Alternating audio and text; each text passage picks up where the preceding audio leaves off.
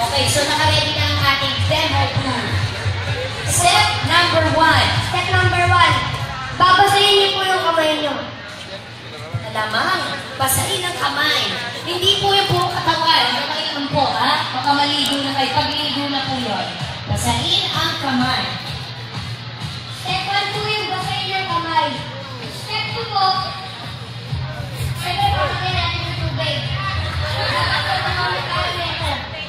Nagulat tuloy si Kuya. Ano kinuha? Ano yung step 2? Ulit-ulit, anak. Step 1 po, babasahin natin yung kamay. Step 1, wet your hands. Hands. Step 2. Lalagyan po natin ng sabon. Okay. Sa gitna ng palad. Ayan. Opo, syempre, pupusin natin yung palad natin. Mga 15 seconds po. Tama. So, pag ginano-ganon mo, pinsus mo, 15 seconds, hanggang pakita mo ang buto ng iyong kamay. Ay, hindi ba? 15 seconds na. 15 seconds. Pagkatapos po, syempre, hugasan natin yung gitna ng mga daliri. Ito. Tama. So, importante when we wash our hands.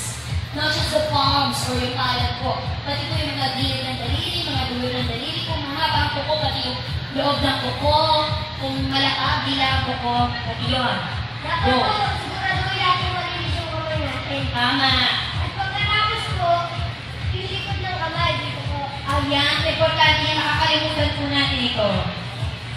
Likod ng kamay. Hindi ba yung harap? Hindi ko alam kung ano yung harap. Harap, likod. Bahala na si Batman. Sa akin po si Superman. Oh, super. Aba. Okay, go. Pagkatapos po, yung soba ng ilalaki natin o kaya yung ito po. Ito. So, dapat, ang importante mga bata, yung buong kamay. So, yung gilid ng mga daliri, harap at likod, pati yung ibaba ng ating thumb or yung pinlalaki. Tapos po, ang sunod naman yung ating daliri, yung likod po. Siyempre, kailangan din po yan ito natin. Oo, kasi di ba maraming mga parang gapla, may mga spaces. Ba't nililinis pala yun? Buti na lang nililinis sa kamay ko. Tapos, Pagkatapos po, dapat malinisin po yung kuko natin kasi pag kumakain po tayo, dapat importante po ron.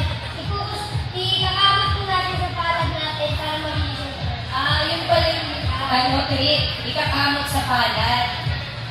Swerte yan pag nangangati daw ang palad, pera daw doon. Ay, naman yung palad ko. Tama, kati. Eh, Sobrang kati. yan. Yun pala yun. Pagkatapos po, step 4, babalawan natin yung ating kamay. Pwede huwag na lang? Dapat magpulawan? Huwag ko lang po. Siyempre, dapat babantawan. Okay. Bantawan na mabuti ng tubig ang ating mga kamay matapos hugasan ng lahat ng bahagi nito.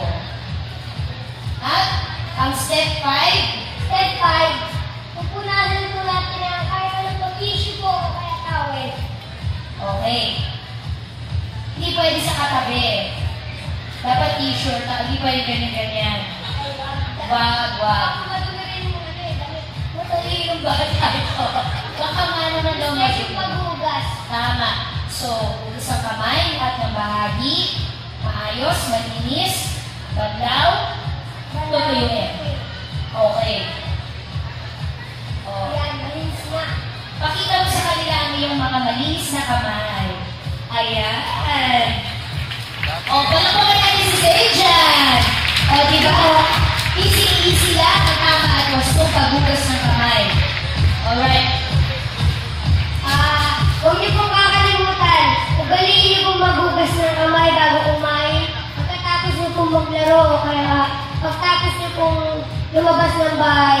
At syempre, lalo na, bago kayo kumain, maghugas niyo natin yung importante po. Pagkatapos niyo pong pumunta sa restroom at bago matulog. Alright, tama ka dyan, Sejan. Ang galing-galing mo talaga. Palakpakan natin si Sejan. Thank you po, maraming salamat po. Thank you so much, Dawa. Pasalamatan mo naman yung mga estudyante ng Aurora. Maraming sa Aurora Quezon Elementary School, sa mga estudyante. Maraming salamat po sa inyo. Maraming salamat din and good morning sa iyo, Sir John.